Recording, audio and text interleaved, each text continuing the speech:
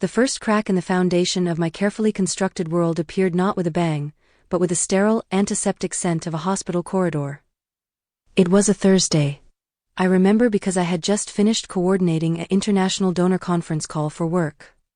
Packed lunches for my 2 daughters, and was halfway through folding a mountain of laundry when a searing, hot pain ripped through my lower back, so violent it stole my breath and sent me crumpling to the cool hardwood floor. My name is Clara Evans. For 38 years, I have built my life on a single, unshakable principle: reliability. I am the organizer, the planner, the rock. For my husband, David, a man whose brilliant, abstract mind often floats above the mundane details of daily life. For my daughters, Sophie and Lily, whose worlds of school projects and friendship dramas require a steady, guiding hand. And most profoundly, for my family of origin, a constellation of charismatic, chaotic, and perpetually needy individuals who saw my competence not as a trait, but as a renewable resource. My younger brother, Leo, the artistic soul, had never held a job for more than a year. I was the one who covered his last 3 months of rent when his vision wasn't aligning with commercial success. My mother, a woman who treated financial planning like a speculative game, had called me just last month because a sure-thing investment had collapsed, and the bank was threatening to foreclose on her Florida condo. I had quietly transferred the funds, listening to David's tense silence from across the kitchen island. My sister, Maya, a whirlwind of dramatic relationships and career pivots, considered me her personal crisis hotline and emergency fund. I had co-signed her car loan, paid for her dental work, and was currently footing the bill for her latest venture, a dubious online life coaching certification. I did it all. Not with resentment, but with a deep-seated conviction. This is what family does. You are your brother's keeper. You are the safety net. You show up, you solve the problem, you keep the ship afloat. It was the price of love, the unspoken tax for belonging. As I lay on the floor, my vision spotting, the only thing I could gasp into my phone was, David. Can't breathe. The next few hours were a blur of sirens, fluorescent lights, and concerned faces in white coats. Diverticulitis, they said. A severe infection. Perforation. The words emergency surgery and sepsis hung in the air, cold and heavy. In the pre-op room, tethered to IVs that dripped cool fluids into my veins, my mind, foggy with fear and painkillers, didn't spiral about the surgery, the scars, or the potential of my own mortality. It snapped, with laser focus, to the logistics. David was away on a business trip in Denver, stranded by a spring snowstorm that had shut down the airport. My girls, Sophie only 12 and Lily just 7, would be getting off the school bus in a few hours to an empty house. My fingers, clumsy and cold, fumbled with my phone. I opened the group chat, the one aptly named the Madhouse, where our family's digital life played out in a stream of memes, complaints, and requests. I bypassed my usual, composed tone. The message was raw, stripped of all my dependable armor. Please. Emergency surgery. David is stuck in Denver. The kids are coming home to an empty house at 3:15. I just need someone to be there for them. Just for tonight. Please. I sent it. And then I waited. I watched the little read receipts pop up one by one. First my mother. Then Maya. Then Leo. I held my breath, waiting for the flurry of responses, the on my way, texts, the oh my god, are you okay? Calls. That's what family does, right? The phone buzzed in my hand. A notification. My heart leapt. It was a photo from Maya. A sun-drenched selfie of her beaming, holding up a glossy brochure for a luxury spa retreat. The caption read, "Self-care isn't selfish. So excited to lead a mindfulness workshop at the Serenity Springs retreat this weekend. #blessed, #living my best life, #invest in yourself." I stared at the image, the vibrant colors seeming to mock the sterile white of my room. Nothing else. No follow-up. No, sorry, just saw your message. Just that. My mother's response came next. Not a call, not an offer to drive the 2 hours to my home. A text. Oh honey, that sounds awful. Thoughts and prayers. Leo, can you handle this? I've got my bridge club tournament finals tonight. Leo's reply was almost instantaneous. Sorry, see, I'm swamped with a major creative breakthrough on my screenplay. Can't break the flow. I'm sure you'll figure it out. You always do. I read the words again and again, as if they were in a language I no longer understood. My mother's bridge tournament. Leo's screenplay. Maya's mindfulness retreat. These were the priorities that outweighed my daughter's waiting at an empty bus stop. That outweighed me being wheeled into an operating room, alone. The nurse came in then, her face kind. Time to go, Clara. I let the phone drop onto the thin hospital blanket. The last thing I saw before the anesthesia pulled me under wasn't the face of my husband or my children, but that single, gutting realization, cold and sharp as a scalpel. The net I had spent a lifetime weaving for everyone else had vanished the moment I started to fall. And the silence from the people I had called my family was louder and more terrifying than any diagnosis. The world returned in fragments, a dull, throbbing ache in my abdomen, the distant beep of a monitor, the harsh, flat light of a hospital room at an unidentifiable hour. My throat was parched, my body a foreign, heavy object I had no strength to command. A nurse moved quietly in the periphery, adjusting a bag of clear fluid. Welcome back, Clara. The surgery went well. You're in recovery. My mind, still swaddled in the cotton wool of anesthesia, fought to surface. The kids. The thought was a jolt of pure adrenaline. I tried to speak, but only a dry croak emerged. The nurse understood, placing a plastic cup of water with a straw to my lips. Your phone is here, she said gently, gesturing to the bedside table. With a trembling hand, I reached for it. The screen glowed to life, showing a string of missed calls and messages, but not from the numbers I had expected. They were from Sarah, my next-door neighbor, and my colleague, Mark. Dread, cold and slick, coiled in my gut, cutting through the medicinal haze. I opened Sarah's messages first. Clara, saw an ambulance earlier. Everything okay? An hour later, Sophie just came over, said she can't find her house key and no one's home. She's with me, don't worry. Then, Lily's here too. They're having a snack. Just let me know what you need. The relief was so potent it felt like a physical wave, leaving me weak. Sarah, a relative newcomer to the neighborhood whom I'd exchanged little more than pleasantries with, had seen what my own blood had willfully ignored. Then I played Mark's voicemail. His voice, usually so buoyant, was strained. Clara, hi. Listen, Sarah got my number from your work directory. She's a gem, your kids are fine, but... Well, Child Protective Services showed up. A concerned neighbor called, not Sarah, someone else, when they saw the girls alone for so long. It's a formality, but they need to speak with a parent. Sarah's handling it, but... Call me when you can. CPS. The acronym landed like a physical blow.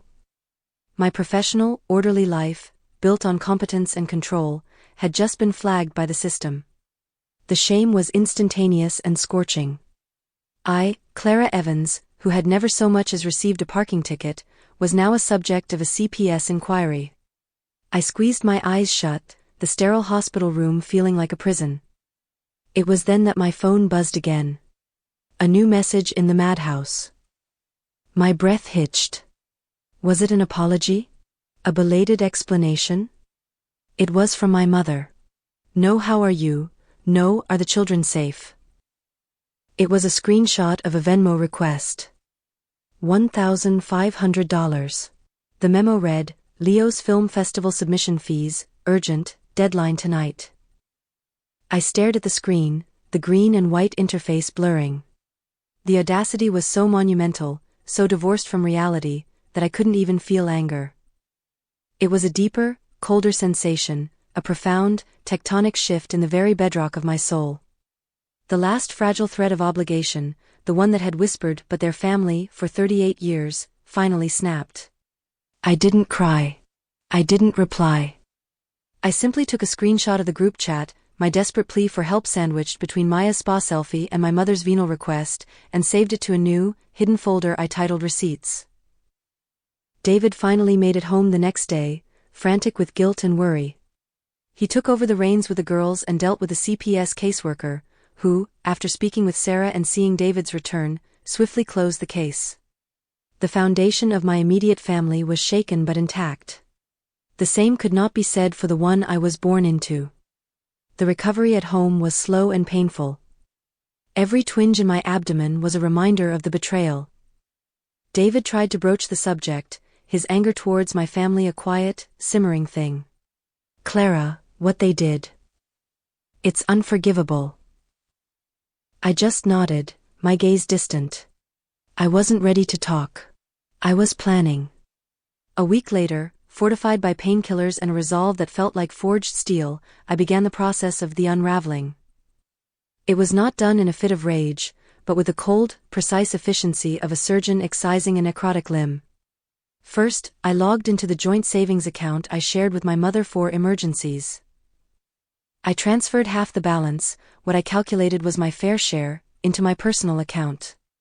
Then, I removed my name from it. Next, I called the loan officer at the bank. "I am revoking my signature as a cosigner on Maya Evans's auto loan, effective immediately." There was a pause, some paperwork, but it was done. I canceled the credit card my brother had as an authorized user for business expenses, the same card that had charges for a new MacBook and a weekend in Vegas last month. I emailed my mother's mortgage company and instructed them to remove my banking information for the automatic payments. The next bill would be sent directly to her. Each action was a silent, digital guillotine. I felt no satisfaction, only a grim necessity. I was dismantling the infrastructure of my own exploitation. The fallout was immediate and venomous. My phone erupted.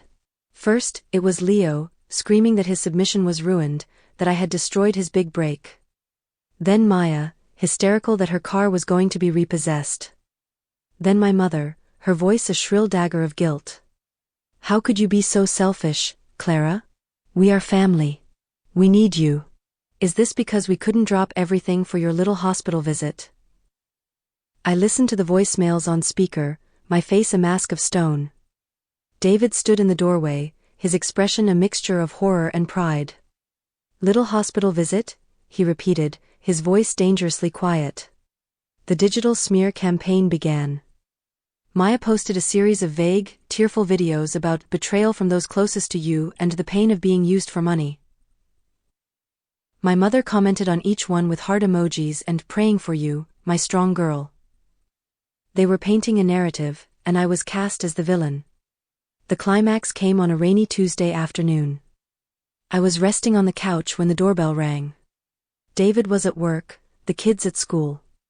Wincing, I pulled myself up and looked through the peephole. My brother, Leo, stood on the porch, his face contorted with anger, rain plastering his hair to his forehead. Beside him was a man I recognized as Maya's latest boyfriend, a hulking, unpleasant character named Derek. I didn't open the door. "Go away, Leo," I said, my voice steady through the wood. "Open the door, Clara," he shouted, pounding a fist on the frame. "You think you can just cut us off? After everything we've done for you? You owe us." "I owe you nothing," I replied, my heart hammering against my ribs. "Leave, or I will call the police." Derek stepped forward, his voice a low growl. "Your sister sent me to collect what's hers. You have until the end of the week to reinstate the payments. Or else." "Or else what?" I asked, my phone already in my hand, 911 dialed and my thumb hovering over the call button. "Or we'll make sure everyone knows what a greedy, unfit mother you really are," Leo spat. "We'll take you for everything you have." That was it. The final, unforgivable line. Threatening me was one thing. Threatening my stability, my custody of my children, was another. "Listen to me very carefully," I said, my voice dropping to a whisper they had to strain to hear. "You have 30 seconds to get off my property. If you are not gone by then, I will press this button. And then I will call my lawyer and file for restraining orders against both of you. The unfit mother has a spotless home, a supportive husband, and a CPS case that was closed in 24 hours. You have a history of unpaid debts and a threatening demeanor on my doorstep. Let's see who a judge believes." There was a stunned silence. I could see the calculation in Leo's eyes, the bluster deflating. Derek muttered a curse, pulling on Leo's arm. "Let's go. This isn't over." "Oh, it is," I said. "It's very over." I watched them slink back to their car through the rain-streaked window. The immediate threat was gone, but the war was not won. They had shown their hand. They were willing to destroy me to maintain their supply. I walked slowly to my home office, the site of so many hours spent managing other people's lives. I opened my laptop and opened a new document. I began to type. I didn't rant. I didn't emote. I simply laid out the facts, my personal receipts, with the dispassionate clarity of a forensic accountant. I started with the date of my surgery. I quoted my desperate text in the group chat. I embedded the screenshot of Maya's spa retreat photo, time-stamped just minutes after my plea. I attached the image of my mother's Venmo request for Leo's film fee, sent while I was unconscious in a hospital bed. I documented the threatening visit from Leo and Derek, noting that I had filed a police report immediately after they left. I wrote about the years of financial support, the co-signed loans, the paid mortgages, all while managing my own career and family. I wrote about the profound, gut-wrenching silence when I truly needed them. I wrote about the anonymous call to CPS, the slanderous social media posts, the attempt to portray me as a monster for no longer willing to fund their lives. I didn't publish it. Not yet. I saved the document, titling it The Accounting. Then, I did the one thing I should have done years ago. I picked up the phone and called the one person in my extended family who had never asked me for a thing, my father's older sister, Aunt Evelyn. A no-nonsense retired schoolteacher who lived 2 states away and had always watched our family drama with a skeptical eye. "Clara," she said, her voice warm but laced with concern. "I've been thinking about you. I saw some of Maya's nonsense online. What's going on?" And for the first time, I told the whole, unvarnished truth. I didn't soften it. I didn't make excuses for them. I just let it all out. When I finished, there was a long silence. Then, Aunt Evelyn sighed, a sound of weary recognition. "Oh, my dear girl. You finally stopped feeding the beast." "Will they destroy me, Aunt Eve?" I asked, my voice small, the weight of the last few weeks crashing down on me. "No, Clara," she said, her voice firm and clear. "They can't. You held all the power, you just didn't know it. You were the foundation. And when you pull the foundation out from under a house of cards, it doesn't destroy the foundation. It just collapses the cards." She paused. "Send me what you wrote. I have a few things to add." What arrived in my inbox an hour later was a bombshell. Aunt Evelyn had forwarded a chain of emails from years ago, between her and my mother. In them, my mother detailed a plan to tie Clara closer to us financially, so she would always feel responsible. She bragged about how my promotion meant a bigger safety net for all of us. There were also scanned copies of old letters where my mother pressured Evelyn for money, using lies about my father's health. It was premeditated. It was a strategy. The realization was the final, liberating blow. This wasn't just a dysfunctional family dynamic, it was a soft-core racket, and I had been the mark. I opened the accounting document. I added Aunt Evelyn's evidence. I made sure every date aligned, every transaction was documented. The story was no longer just my word against theirs. It was a case file. I took a deep breath, my hand steady. The path forward was clear. The battle was no longer about defense. It was about truth. And I was finally, irrevocably, ready to wield it. The climax wasn't their attack on my doorstep, it was my decision, in the quiet of my office, to no longer be a victim of the narrative they had written for me. I was about to write my own. The silence in the house after I sent the email was profound. It wasn't the anxious, waiting silence of the hospital room, but a calm, decisive quiet. I had pressed send not on a social media blast, but on a carefully curated, lengthy email addressed to a select group.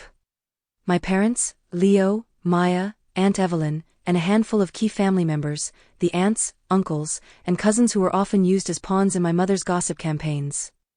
The subject line was simple: the truth. I attached the accounting document and Aunt Evelyn's evidence. I didn't write a long, emotional preamble. The documents, I decided, would speak for themselves. My final line before the attachments was, "I am no longer funding this narrative, or your lives. The Bank of Clara is permanently closed." Then, I turned off my phone. For the next 24 hours, I existed in a bubble of deliberate peace with David and the girls. We baked cookies. We watched a movie. I helped Lily with a puzzle, each small piece clicking into place feeling like a metaphor for my own shattered self slowly reassembling into a new, stronger shape.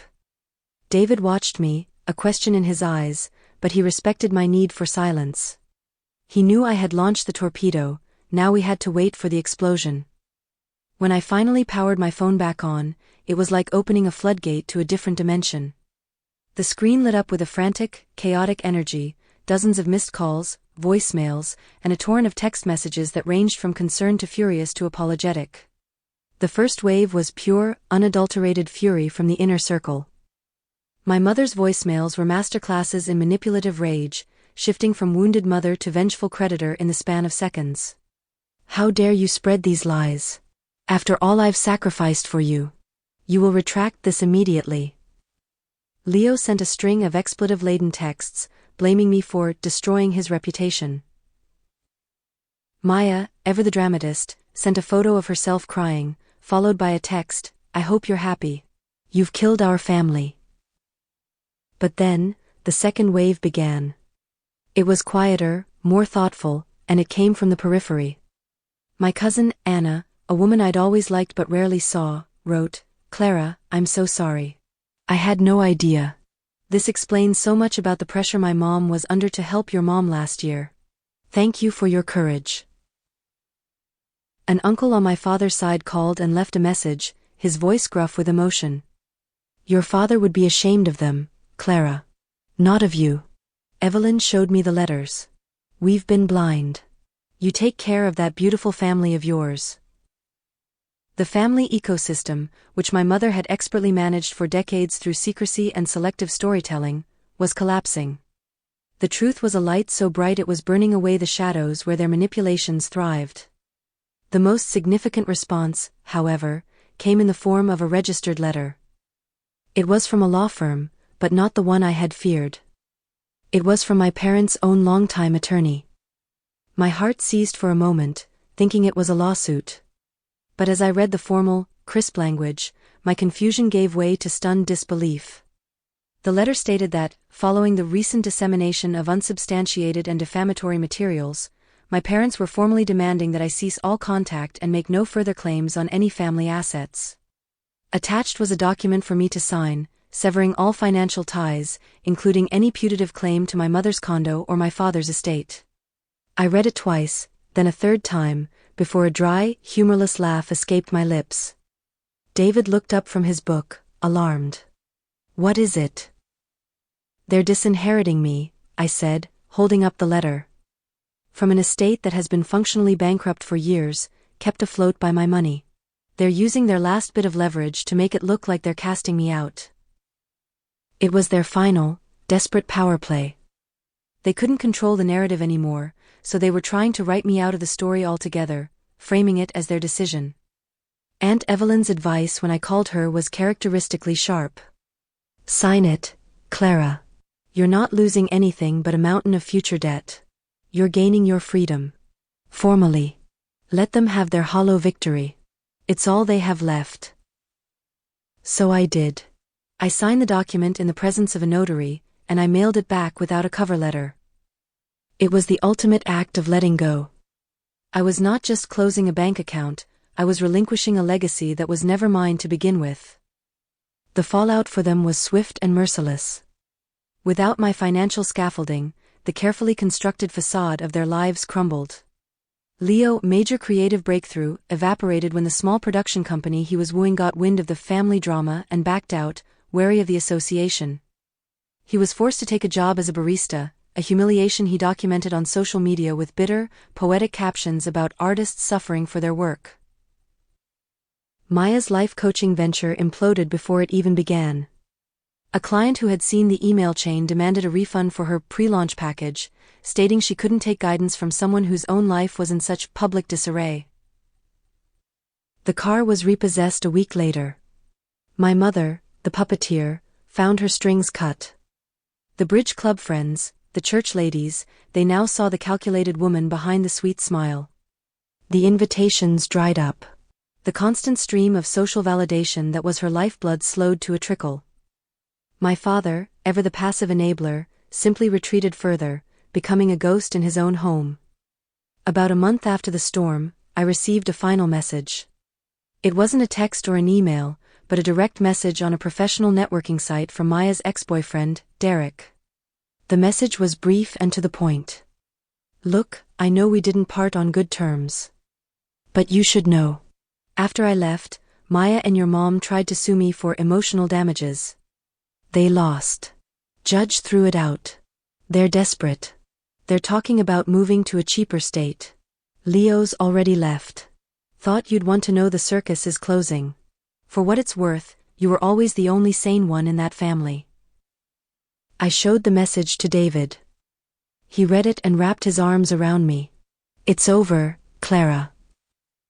And it was. The constant barrage of requests, the guilt trips, the emergencies, it all stopped. The silence that followed was no longer terrifying.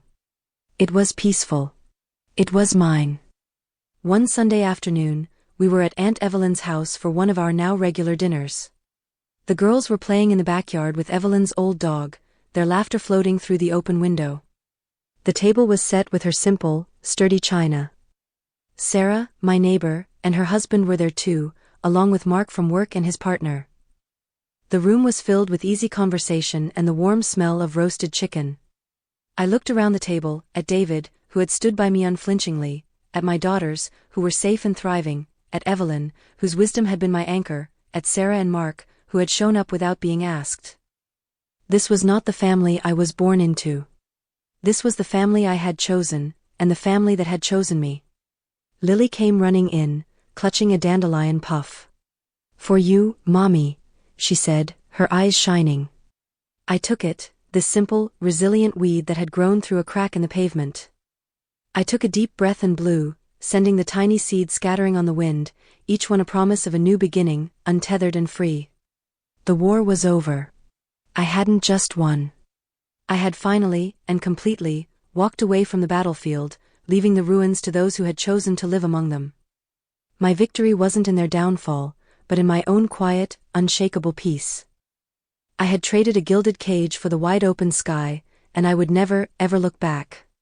Peace, I discovered, was not a dramatic arrival but a quiet accumulation.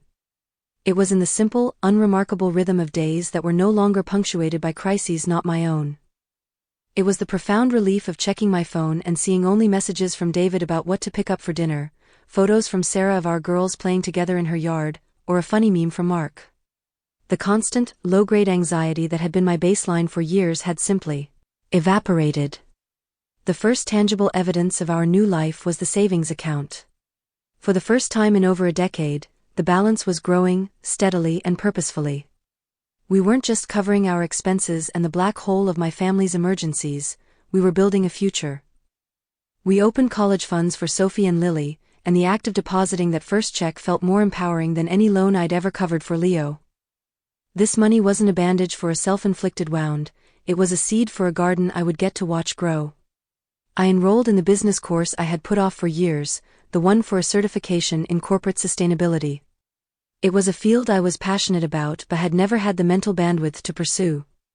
Now, studying in the evenings, my mind was clear, focused on my own growth for the first time. David would sometimes just watch me, a soft smile on his face. "You look like yourself again," he said one night, his hand resting on my shoulder. "I forgot how bright you are when you're not constantly putting out someone else's fires." The girls were the truest barometers of the change. Lily's nightmares, which had spiked after the incident, faded away completely. She started sleeping with her door open again, a small but significant sign of feeling secure. Sophie, on the cusp of teenagerhood, became less withdrawn. One afternoon, she said to me out of the blue, "It's nicer now. Quieter. I like it when it's just us."